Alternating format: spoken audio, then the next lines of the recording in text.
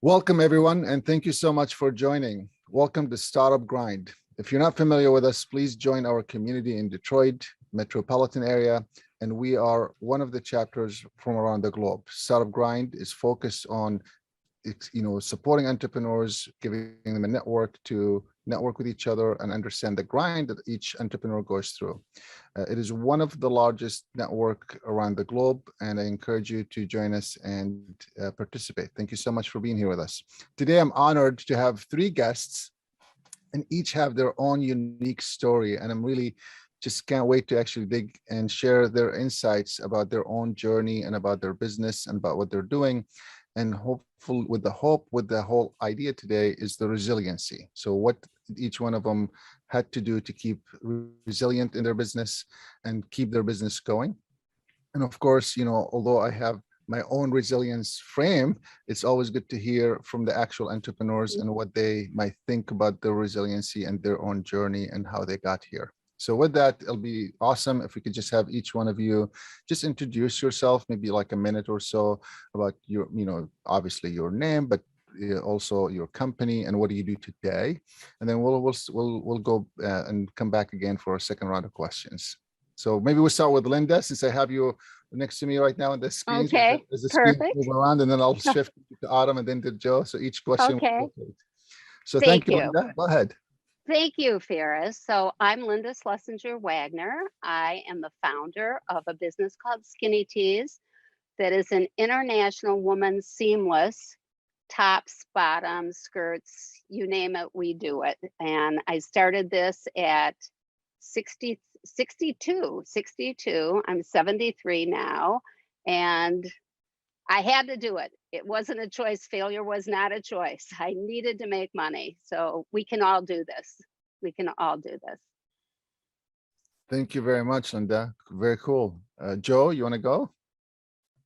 Sure. My name is Joe Logato. I am COO of Bill & Rounds Appliance in Livonia, Michigan. We sell new and used appliances, provide parts and service in the Metro Detroit area.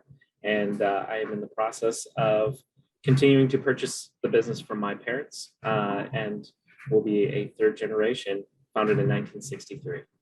Oh, congratulations. Wow, that's a milestone. Yeah, it's been quite a journey. I've been full-time in the business for 13 years, but I was nearly born on the sales floor. Literally 30 minutes longer, I would have been born at the store. Oh my gosh, that's a commitment. Yeah, that's awesome. Thank you for sharing that, Joe. Autumn? Hey, everyone. My name is Autumn Kyles. I'm a serial entrepreneur. So I have two businesses. I am the co-founder and CEO of Detroit Dough, which is an edible cookie dough company. We distribute edible, spoonable, safe to eat cookie dough to movie theaters, amusement parks, and stadiums. And then I also started Proxy, which is a community that bridges the gap between business resources and Black women entrepreneurs. So we've been doing a lot of one-on-one coaching and then also technical assistance for the Metro Detroit area. Oh my gosh, love it. I know that cookie dough. Oh, wonderful. Oh, yeah. Wow, Awesome. I didn't know that was a Detroit person. Yes, yes. Wow. So Detroiters, 3 millennials right here in Detroit. So yes. Great. It's awesome. Thank you all for sharing that. So, looking back, you all have, maybe the exception of you, Autumn, Joe and Linda, you've lived through other pandemics. If you've been around for 10 or so years or more, and since 60s, I know a few of them that I personally lived through since the 60s. So if you don't mind, just reflect back and say, what has been some of the learnings that you've gone through in the past that might have helped you through this pandemic? Good. Should I go first? Go ahead. Okay. So during the 60s, I temporarily left college and worked for my father in the tooling industry, which crashed. And my parents in their 40s, I was in my 20s, lost everything because my father signed personally for a business loan. When that happened, there were 6 children. That was our first rule: never sign personally for anything. Never sign personally. But he also, and I worked with him and traveled with him because he was strictly automotive. He said, I'm never going to be dependent on one kind of customer. And I went with him. He went down cold called to Hughes Tool Company and Schlumberger and all these oil industries. And I'm so proud of him. He did all the rock bits for oil drilling for the United States and People's Republic of China. And he changed it. And he still did automotive and did, Boeing and so on. But it was a good lesson for me because not too recently, I got very tied up and am with QVC and Good Morning America. I keep saying, what if this ends? I'm going to be left holding up, used to having these big sales and not having it. So when this pandemic happened, we had to turn the wheel. Not that we didn't do those, but go after, build our own internet, which we have a great one, but really go after customers via internet. Thank goodness, because it worked. It worked. Thank you for that. We, I came into the business full time in 2008. So it was in the midst of this crash. My parents were kind of like, are you sure you want to come into this? And I said, I think we can weather this storm. So it was a very much different feeling that we went through. Yeah. But what we did is we leaned into our marketing. We made sure that we had a website that was functionable. This was before they were like, e-commerce, you got to do it. You got to do it. Right.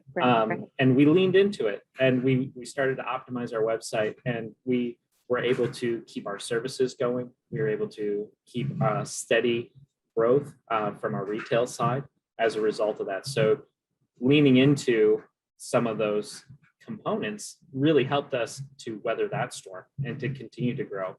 So fast forward to 2020, we were able to lay a lot of groundwork. So our website was optimized for e-commerce. We had online chat added as a feature where we could have customers text us. They could talk to us through the website. We can call, we can set up service calls online. So I was able to set up remote call centers in order to keep our service industry going, so people can have their appliances fixed. I kind of took the helm on all of our sales and was trying to do all of it. I've worked a lot, but it was because it was so new and different for us to operate on a e-commerce only platform when the store was closed. I didn't know how to direct anybody on how to do it. So now we have a solid plan as we go forward. We're able to communicate effectively. We have all of our inventory is posted on our website. So what's in stock, what you can get right away. So there's no guessing there. And so now that's kind of how we've been able to weather this storm, is just really making sure that we've leaned into communication, optimization, and making sure that our systems are in place. So that way, if it happens again, we have our playbook. We know what to do. Right. Very cool. That's really interesting. Thank you both for sharing. Autumn, it seems like we already kind of curved into the conversation about COVID already and what happened last year. Would you mind sharing, what did you end up doing to cope and keep going with when the shutdown happened or all those things happened? For sure. So again, like I mentioned, my business is highly dependent on the concessions industry, which means that we are dependent on high volume places and spaces, sports arenas, which were all shut down right at the beginning of COVID. In fact, the NBA was the first organization to shut down, which means that one of our marquee locations, which was LCA, Little Caesars Arena, was shut down first. And so just to give you some context, we had opened up like a temporary concept store at 12 Oaks Mall that was doing phenomenal. We had probably the best quarter of our lives, and we were considering re-upping our contract so that we would stay until the end of the year. And our contract ended on March 15th. So as you know, the conversations around COVID were happening around the 10th or so. And we had to make a really quick decision whether or not we were going to shut down all of our operations or just try to weather the storm. Because again, at that time, people were talking about it's going to be like a 2-week break, a 2-week shutdown. And so, you know, because we saw kind of the writing on the wall with concessions, which again, at that point, even though we were doing so well at the concept store, was about 80 to 85% of our business. We decided, you know what, I'm not sure if this thing is going to end as soon as they say they will. So we're going to just, you know, pause operations. And so March 15th was a really hard day for us. Yeah. We shut down our store. We shut down operations. You know, we were in a couple of obligations that we were lucky enough to be able to put on pause. And at that point, we went from making, you know, probably about $2,000 a day in cookie dough to zero. And so the pandemic really hit us hard. And we're actually in this position where, you know, we have to consider whether or not it's the right time for us to exit or if we should continue to weather the storm. Because again, concessions is still not where it used to be. Sporting arenas and stadiums are no longer looking at these high quality yet high cost you know, products and concessions because they're struggling to keep that business up as well. So we've been always, you know, really affected by the pandemic. Because of that, I started Proxy. So luckily I'm doing something that I'm passionate about, which is helping Black businesses. But we're definitely one of those businesses that's considering closing, and it's unfortunate. But I think that, you know, we did the smart thing with pausing at the very beginning, which is giving us the ability to take some time to decide what we want to do next. Yeah, wow, Adam. So it's not an easy task to take on. And honestly, I always tell people it's a mature thing to do to make the best decision for you and for the community that you're serving when you decide to do whatever you decide to do with that. You know, I know you're still exploring, so it's important to remember that. And a lot of times, although you could pivot to Linda's point to doing something else, it's maybe not just the right, I also call it the entrepreneur fit. It's not maybe the right fit for your personality, for your journey, for you as a person. And sometimes, you know, people grow out of their business or they grow into their business. So it just depends on how, you know, how you go through it, because you might, you know, you might start a business and you might become a little bit bigger than the business that you started, or different, you start taking different directions and you start seeing different things, or the other way around. You start a business not really wanting to be in the business, and then before you know it, you're in love with the business because it's taking you to places that you want to go. I'm not talking about money here. I'm talking about like just the destinations, the experience, and things of that nature. So it's it's a lot to be proud of to do what you've done, and it's a lot to be proud of to do what you're going to do next. So this is awesome, and thank you so much for sharing. Well, there's so much to unfold. Now I'm like, wait a second, I don't know if we have enough time. And you guys already, you know, one of the things I talk about the canvas and during the resilient canvas is, you know, leveraging what you have. And you all somewhat touched on it, that you've leveraged what you infrastructure that you had, or the network that you had. Linda, with your dad knocking on doors, like, I know how to sell, so I'm going to go out and do it.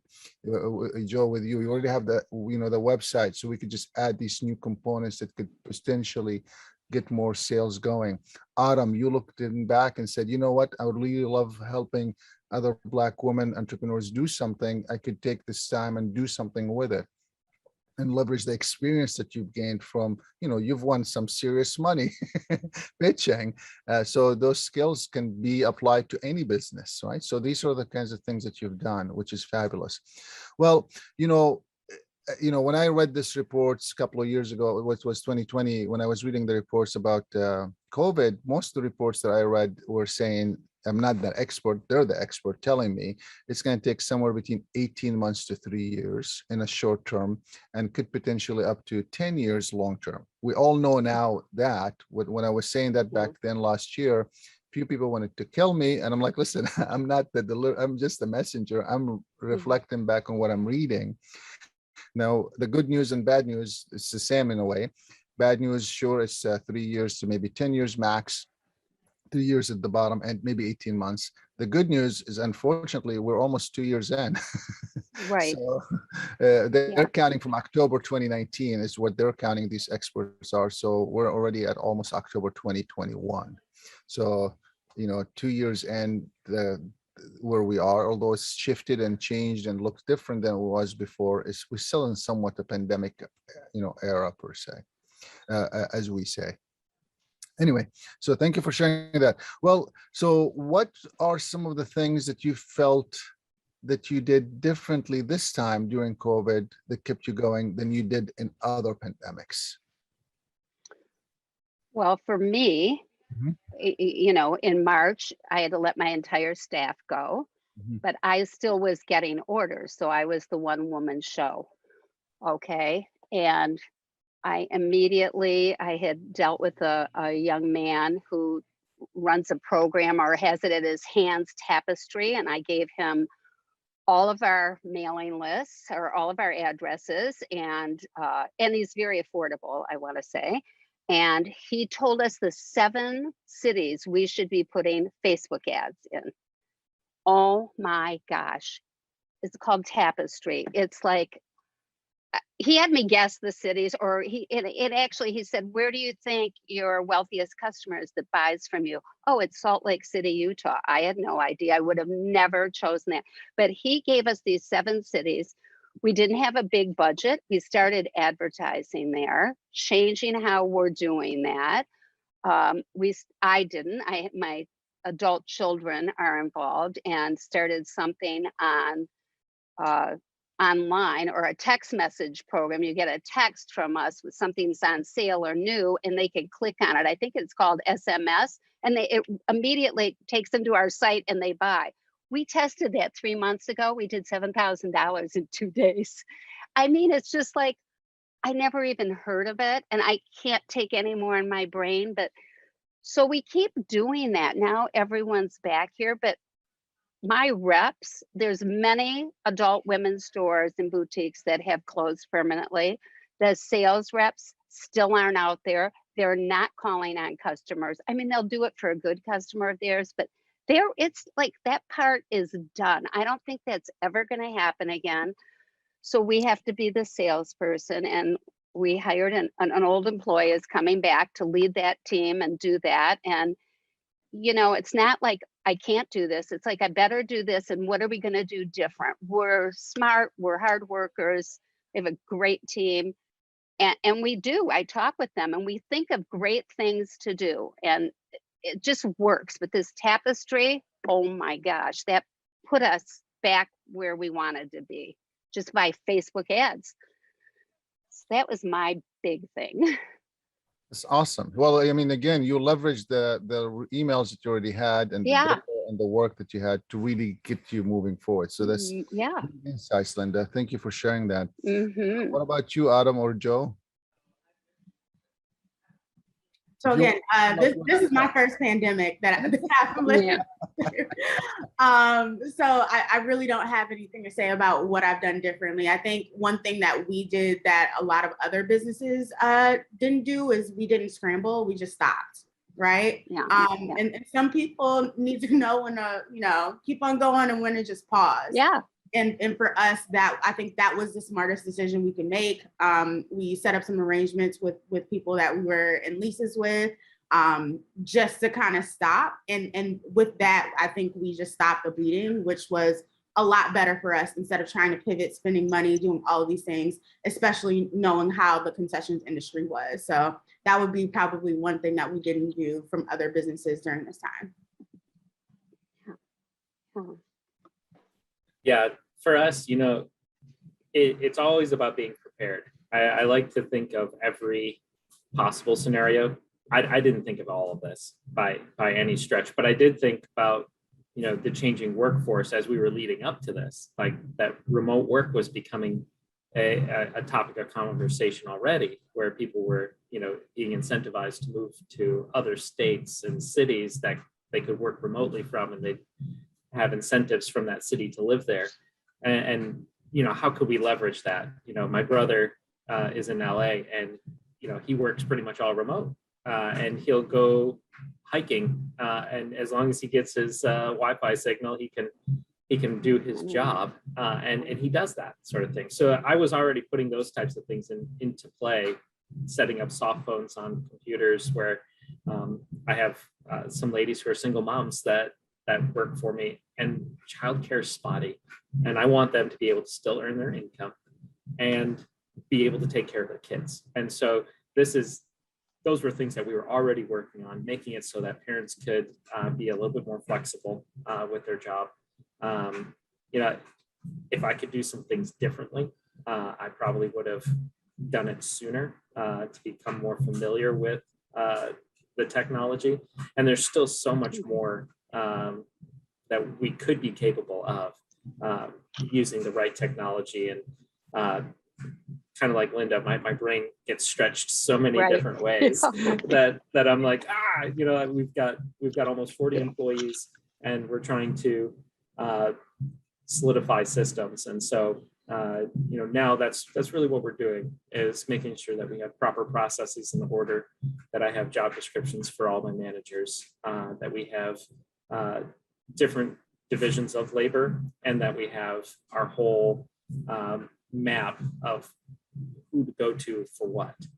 And that has helped a lot with my own mental fatigue with all of this. And, you know, if you're not using your team, you're losing, because you have this group of people that you've chosen for very specific reasons, and they have really great ideas. As long as you're open to it and you can help them flesh it out, kind of, you know, I've let my team run with some ideas, and they've just hit it out of the park. And in the last 6 months, I've seen such tremendous growth out of all my managers, and encouraging them to keep it going, and being able to find out that people have extra capacity to take on other tasks that I've been like waking up at 4 a.m. for, and staying up, you know, it's the middle of the night trying to get done. And I'm like, oh, dude, you could do this. That's awesome. Let's keep it going, because I get to sleep now. I mean, I've got a newborn now, but I've got a newborn now, so I take 2-hour naps. But other than that, you know, it's making sure that my team is utilized to their fullest potential, and you know, I'm there to encourage, coach, and steer the ship. Yep. That's awesome, Joe. I mean, you just remind me with something I also used to joke with people, say, you're sleeping like a baby, napping every 2 hours, and then waking up crying, needing something to be done. It's true. So I think unfortunately the entrepreneur journey never stops, right? So it just shifts. So I mean, today's the baby, tomorrow's a new location, 2 days from now is, 2 years from now, something else. So every 2 years to 3 years seems to be like a newborn is being given birth. As long as you keep going, it seems like that seems to be the cycle. Yeah, my family has a hereditary problem where we are chronically optimistic. We can't stop looking at the positive and spinning it to like, oh, well, you know, now we know that doesn't work. And okay, now we know where we need to go. We can't stop. And sometimes that's a fatiguing thing of its own. But at the same time, that's where our resiliency comes from, is that we are consistently and constantly optimistic to the point where a lot of people can't believe that we're still, you know, hitting it hard as we are, that we haven't given up.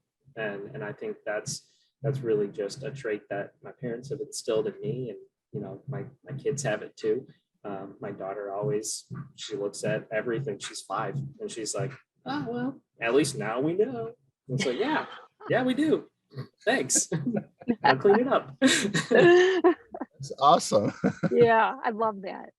So, Linda and Joe, I know Autumn is new to, to the journey with this new pandemic, but you guys have been around for a long time. I'd love to hear a little bit about the journey. Like, how did you get to start this business? Because it sounds, I know your parents, Joe, started this, but you could have worked anywhere else. You could have done anywhere, you could have done anything else. And I know that, Joe, and specifically in your case, you also literally grew the business tremendously since you've been there, right? So I would love to hear, like, why did you start this business? Why are you in this business? You could have done, Linda, same thing with you. You could have done Yeah. anything else with your dad's background. You could have easily gone into automotive or any Right. other industry that he was knocking on the doors for, but you chose skinny tea. Why did you do this? Why are you doing it? Well, I did it because I got caught in the countrywide mortgage scheme and I had to save a house. And when I got divorced, I had a business that I'd had for 35 years as a knitwear manufacturer. And I didn't want to chase people for money because I was the person who gave everybody credit, everybody. And it was a perfect storm. And I just said, we're closing, I'm done, pay all the bills. And one day maybe I'll start it over. So I did a lot of things in 5 years between when I started Skinny Teas and a lot of great projects, traveled to Europe with a photographer, interviewed Holocaust survivors. Well, I mean, I just did amazing things I'm so grateful for, but it wasn't going to pay the bills on a long-term idea. So I literally got the idea for this in the middle, like all of us, we don't sleep. We have the pad next to us. We're writing down, come on, we all do it. And I said, I'm going to do a camisole and I'm older, so I'm going to make it longer. So when I raise my hands up or bend over, no one's seeing skin, but I need a great name. And my son always told me, you have to get .com. So I went on GoDaddy, never been on it, got this name, skinnyteas.com, all excited. I have a whole idea of what I'm going to do now. Borrowed $1,000, tell my son the next day, because he's in LA, that I got this name. And he says, you didn't get that name. That's a $20,000 name, because he also brokered names. And I said, go on. This is my password. I just opened up an account. I got this name. And he still eats crow about it. He still does. But from that moment, and I went to my old contractor where I had paid him in full when I closed my other business. He remembered it. He gave me credit right off the bat. One style, 10 colors, and this was not where I was good. I was selling it. I didn't have any employees. And I took it to stores that I didn't have a connection to because I didn't want anybody to give me what I called a mercy order because they're my friend. I wanted them to buy it because they liked it and they thought they'd sell it. And it worked. I mean, it just worked. And I hustled it. And you know what? I learned to love selling to people and talking to people. I learned to love it. I liked the feedback. I still do. When we do these Good Morning America shows and we do a couple thousand orders, I'm the one who gets on the phone with the problems. And we unruffle the feathers. If people get upset about a camisole, I kind of have to cut them to the quick sometimes. And we're also very giving. We do it, but the whole premise of us, and Joe was saying it is teamwork. Is I have a great team. It's a great team. They just come in, they know what to do, and they do it, and great ideas, and it works. It just worked for me. And you change it, and Autumn and I are already texting each other and whatever because I have some ideas for her. Right? And we network, right? That's what we do. Thank you for sharing that, Linda. I mean, to me, it really gave me the seed of the resiliency that you have now, because you started with what you had, leveraging the network that you had, and you were focused. You didn't do like 50 colors right away. You were focused about this is what I could do with what I have. And that's a really important, I feel, lesson for resiliency, is that you have to maybe think of as a startup, not necessarily as a growth. Now, depending on your position, you could potentially be thinking about growth, because it sounded to me like in this last pandemic, you did more of, I'm going to call it growth mentality, which is you invested in some infrastructure, you invested additional money in some things that you didn't really know where it's going to take you. And you probably still thought of startup mindset, which is maybe small investments, but you were making an investment nevertheless versus initially when you started, maybe it was not necessarily an investment, it was just your time and a little bit of effort from you, where now you're like investing in other resources to help you grow your business. So it seems like, maybe similar, but yet different of how you're using this mindset of startup versus growth and when Right. you're using it. Thank you for sharing that, Linda. Joe, I don't know if you Mhm. want to comment or anything, feel free to do so, please. Yeah, so my grandfather started the company in 1963. He was out of the military. He had been trained as a refrigeration technician. He knew that people needed to have these refrigerators that they were purchasing at that time fixed. Air conditioning was new in homes. He knew it was going to be fixed at some point. He got into appliances. My dad came into the business. He was engaged to Rod's daughter, my grandfather's daughter, who's my mom. And he was actually on his way to motorcycle mechanic school, and he was going to be a motorcycle racer and mechanic. And Rod said, hey, come on in. I'll pay you $5 a day and a cheeseburger to do appliance installation. My dad's like, I could use some pocket money before going to school. So he did that. Next thing he knew, Rod was diagnosed with cancer. He didn't tell anybody. He lived for 2 months and left the business to my dad. My dad did not know what he was doing. He also found out that the business was bankrupt, that the secretary had taken all the money out of the business, had not been paying bills for the last 6 months, and he realized they had no money. Their credit was maxed everywhere, and he was a 20-year-old kid that he didn't know what he was doing, and he hustled. He talked to all the vendors, said, hey, listen, just give me a chance. I'll go cash. As I get the money, I'll pay you back. He also found out that the will wasn't squared away, and he had to pay off all of my mom's brothers and sisters. And so he worked hard. My mom graduated from Michigan State University. She came in. She thought she was going to be a journalist, but turns out she was just a really good business partner for my dad. And them together, they took it from bankruptcy, and they had 6 to 8 employees typically at a time, and they worked hard. They made it profitable. They paid off all their debt, and they worked it that way for quite a long time. In 2008, I came in full time. During high school and college, I did service, I did installation. So I swept floors, I did warehousing. Oh, yeah. Once I graduated, they allowed me to start selling product.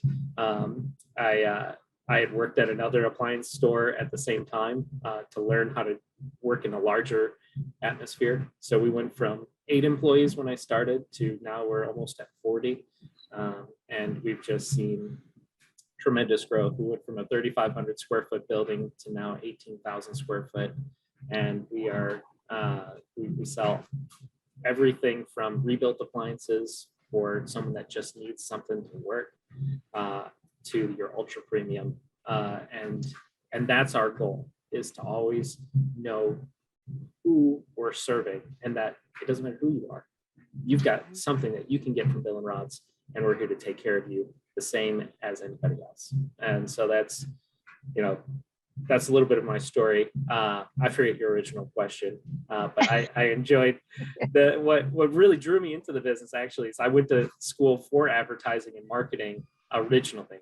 And then I realized that I really liked the idea of being an entrepreneur, and our school offered an entrepreneurship and management dual major. And so I switched programs. I got into it. I used my parents' business as a case study. And that's when I realized, I was like, hey, they got something going on here. Yeah. I think we could do some more. I think we could really do something here. It took a lot of convincing to my parents, because they were like, you don't want to do this? Owning your business is stressful. Do you remember how many vacations we took as a kid? I was like, yeah, no, but like this is something here. And so after convincing them that I could do it, and that we could be profitable, and that we could grow, they got on board, and they've really allowed me to to flex some muscle in different areas, and they've pulled the reins back in others where I got a little bit too crazy. So their guidance has been good, but we've been able to have sustained growth because we really just took advantage of opportunities as we saw them, added brands systematically, and I think for future growth, we're looking at possibly 2 locations in the next couple of years, and I want to just make it our greatest hits. I've done the experimenting. I know what sells really well. I know what our customers are looking for, and I know that we can set up that next step by making sure that we stack the deck in our favor, and so that's really some of the biggest lessons that I've learned through this long life of appliance addiction. Well, I mean, I'm so sorry to hear about the grandfather. Yeah, It gave me awful. goosebumps listening to that story. And it's clear that the resiliency that you've had, one thing you both touched on, I think maybe Autumn maybe has similar situation that you might not share, just shared it with us, which is you all were surrounded with people who are also thinking about resiliency and how to keep moving forward. You could have easily been surrounded by individuals who would have told you, stop, get out, do this or do that. And you might have here and there, but the core of your network was individuals that knew that you got to keep going forward. I call it moving forward, not necessarily moving beyond, but moving forward, right? You still have some painful things that you have to carry with you or whatever that you have to take with you, but you're moving it forward. Adam, I don't know if so whether it's your dad and mom, for you, Joe, Linda, your dad, your own journey in the past, right? You probably surround yourself, the person that gave you credit because you paid them, right? So you surround yourself with the right people that could potentially allow you to keep moving forward. Adam, I don't know if you want to share anything like that with us, that you could maybe open up the mind of individuals, because this is, one of the things I talk about in the resiliency canvas that I discovered in the process of talking to amazing people like you is I call it the me and around me. So you yourself thought that you could do something, but you also surround yourself with people that also were resilient themselves. So Autumn, would you share anything from that? For sure. I'll tell you guys about kind of like our first 6 months in business. So we started Detroit Dough in 2017. Again, it was me, and my boyfriend and his sister. And so we kind of stumbled on this idea of edible cookie dough. Obviously there's dough in New York City, if you've ever heard of it. And I was like, oh, that concept is so cool. Maybe somebody in Detroit should start it. And so I've always been risk averse. I worked at a consulting firm and I was making a lot of money. So the idea just came and went. And so my boyfriend was like, oh, like, I think we should do it. And I was like, you sure? Like, I don't know if it'll work. And he's like, yeah, I think we should. So in June, we ended up starting the business. And so we were in idea phase. And our first kind of iteration of our business was to create a brick and mortar shop in our neighborhood, which is Northwest Coburg, Detroit. It's where like Motown Museum is. And so that was the whole concept. So, first thing we did was apply for a pitch competition. We got in. Shout out to Michigan Women's Forward. And throughout that time, before we even sold a cup, we worked on our business plan, our business model, and our pitch. And we won $6,000 from that pitch competition, which catapulted our business to starting, and doing our first pop-up. And so we did a pop-up in Midtown at a business that was a good friend of ours. And somehow we got on Fox 2 and we had a couple of articles out, and we sold out in a weekend. I think we sold like $7,000 of edible cookie dough in one weekend. And so we were like, oh, we got this. Like, this model works. So we started doing pop-ups from then on. It was around November. And we noticed that every single pop-up that we did after that, sales started to dwindle. And so we went from making $7,000 in 3 days to maybe $1,000 in 1 day to maybe $500 and $200. And then I think at one point we did a pop-up shop at a coffee shop, and we sold like 1 cup. And we were like, this isn't sustainable. Like, there's no way that we could, continue to do these pop-ups. And if we can't generate money now, like, how are we gonna, generate enough money for a build out, for a space? And so we were actually at that point, like, hey, maybe we just had a good thing going, like, and we just kind of need to close up shop right now. And we talked a lot about what Detroit dough would look like in the future. And we came up with this idea of selling it to movie theaters. Like, again, when you go to a movie theater, you have popcorn, you have pop, and you might have some like really cool candy, but like, what else do you have, right? No one's really going and saying, hey, I want to, there's this super awesome product there that I can't get anywhere else. That's going to be, super fun to watch with like Star Wars or something. And so we were like, okay, that's a cool concept. So my business partner ends up Twitter DMing the CEO of Imagine Theaters and was like, hey, I have a product. Would you meet with me? Surprisingly, he responded. And we had a 30-minute meeting with the CEO of Imagine.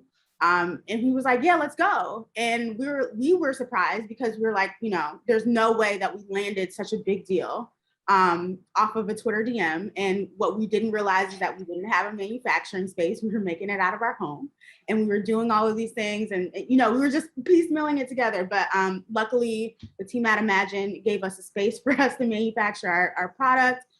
We got new cups and we were literally hand delivering it. And we were the top, dessert option, probably right next to popcorn. It was like candy, us, and then popcorn. And so we did really well there. It catapulted our business. And we were actually the first cookie dough company in the country to sell to a movie theater.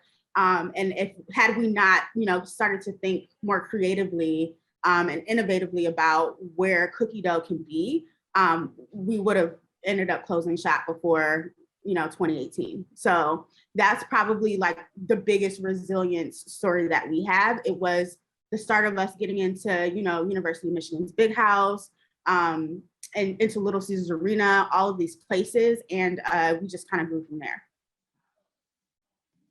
Great. Yeah, Good story. Yeah, each one of you guys is so Yeah. unique and has so much to offer in a way to share this. So yeah, I always have believed that me and around me is so important because that's really what gets you going. And you all had the mindset, which Joe, you hit on it really quickly, by being, the entrepreneurship mindset. I also say the leadership mindset. And then, empathy, because a lot of times, especially in pandemics, you want to make sure that you're somewhat of connecting to the people. So Linda, you're showcasing that I'm going to pay you, give me a chance. Same thing with you, Joe, right? Your parents taking on a bankrupted business and saying we're going to do well with it. These are all things that prove that the mindset is so important. And then the me and the around me, and then the business, what you have, what you can leverage, and what you piloted, Linda, then you started offering it, right? You piloted that one line or one color. And those sort of things are really important to other people who hopefully learning from your journeys to get this framework to reference, to use, and keep things going. This is fabulous. Thank you so much for exposing and being open and sharing. So clearly we can keep you here for days, each one of you. But I know that you have a little bit more work to do today. Just, another 12-hour day shift or something like that. So I would love to just hear some of your thoughts on, if you were to share an insight today with an entrepreneur that's either starting or in their business today, and we're selling somewhat in this, new way of doing business, I'm going to call it, not necessarily a pandemic, but a new way of doing business. What would you say to that person? What would you tell them? If I'm starting, what would you say? And if I'm in business today, whether struggling or growing, what would you tell them? Network. It's all about networking for me. It's all about meeting people, doing good things, meeting more good people, because I think the more people you talk to, the more support you get and the ideas you get. And that's been my experience in the last 10 or 12 years. Just look we all met you. How lucky are we? I mean, well, it's the same. Really, I'm lucky to meet each one of you. So. I mean, that would be my takeaway, really. Okay. I would agree with Linda. Just it's relationships. It truly is. It's not something that I've taken enough advantage of. Trying to think as I grow and mature as an entrepreneur, thinking that I've got to do everything. But my main job is to make sure that I'm making connections, that I'm meeting people, and using those connections to either further our growth or enhancing the way that we do business. So just making sure that you use those relationships responsibly and take advantage of the opportunities that are given to you. Yeah, and I hate to be the person who says the same exact thing, but networking, but more importantly, for younger entrepreneurs who are on social media, who are looking at maybe other businesses who are super successful, or maybe even potential clients, your clients are a DM away. I just told the story about how we got our first introduction into concessions.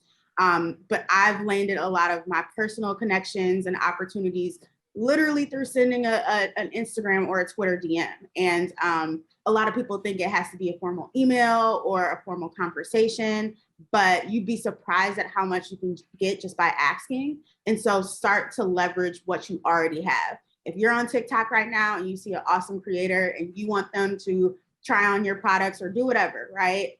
It's a DM away. And I promise you, it really does work. Mm-hmm.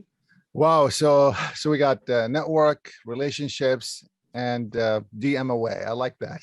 So, I always tell people, Adam, and you might have heard this before from others, that if you actually make it formal, you might not give or get that meeting. But if you make it more casual and more about, just quick conversation, those meetings are really, no one really wants to hide behind the scene. Any CEO, that person is looking for also relationships for other people to connect with.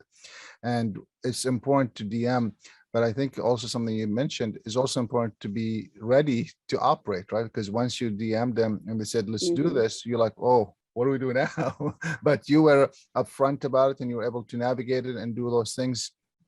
So, one thing I think an insight that you're sharing, I'm not sure if you wanted to share that way or not, but I'm going to frame it in this way, that if you don't take your business seriously to DM someone else, who else will? Right. So taking those initiatives and doing it, Linda, you shared it in a way by calling that person, said, listen, give me cash, I'll pay you cash. Or Joe, you said that. Linda, you said, I want to get more supplies from you, right? So you were able to step up and say, this is my business, this is my thing, I'm going to do it. And I need you to support me. And here's, you didn't tell them here's why, but your action just told them why they should do it.